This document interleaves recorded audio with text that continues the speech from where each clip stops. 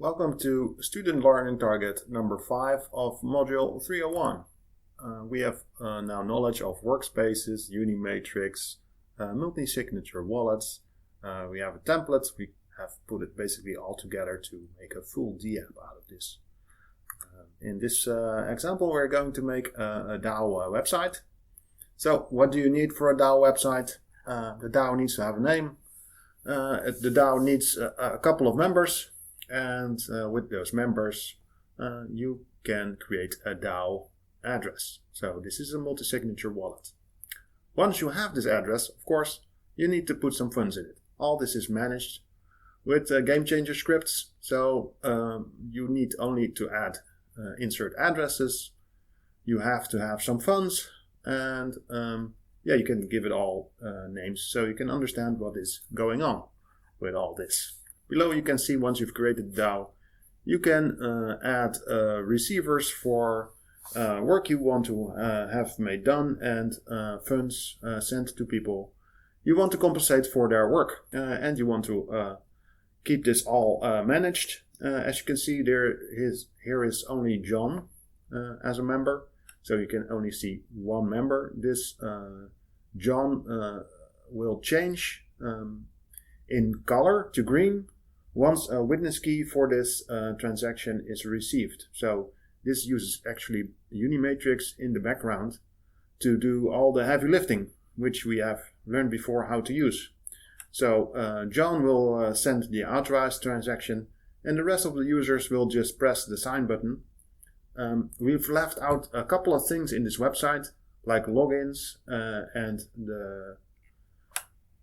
the data is all stored on the local storage of the browser, but normally you would have to share this information, so the state of the website is shared.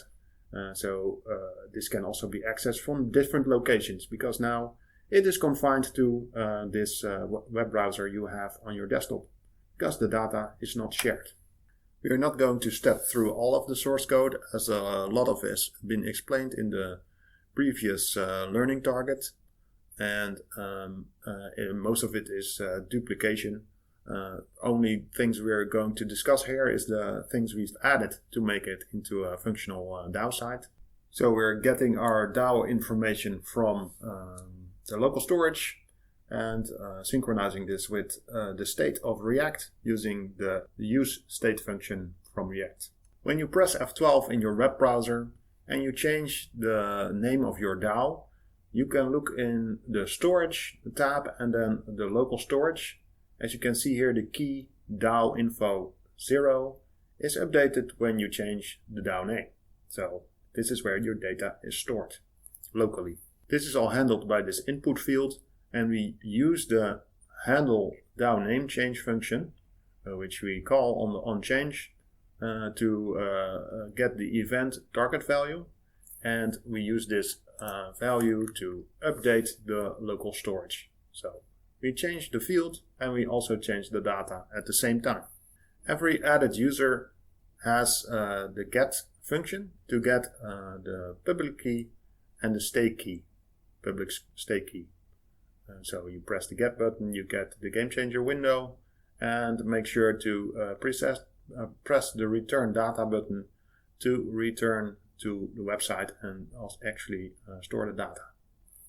Okay, now we're receiving data on our data page, but that won't update the home page. So how are we going to communicate this data? We do this through the local storage by adding, every time we load the home page from new, we add an event listener for storage actions. So actually when the data page does a storage action, the home page can react to this by setting the DAO info state using the useState function from React. Be aware, this event listener is only called if the page is different. So updates of local storage on the same page won't lead to the event listener being triggered. And that is actually a problem, because our Unimatrix listener creates a callback function, and this callback function will update the local storage. but it is on the same page as the home page. So when the callback function updates the local storage, actually none of the components are updated. We have a little trick here for this. We can actually manually trigger the storage event. So that's what we are doing in the Unimatrix listener. Another thing to make note of, we are creating a new wallet for the DAO. What is important is when you've created this, this is created in the wallet of that person.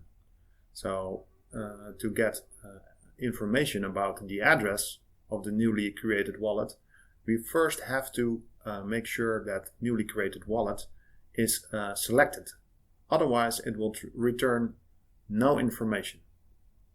So the address is automatically inserted, and you can see this here, and you can also then automatically fund it from a wallet that has already some funds in it, and you can start sending proposals like this. Here you can see that Charlie and Jim are part of the DAO, and once they have signed for this proposal, their boxes will turn into green boxes.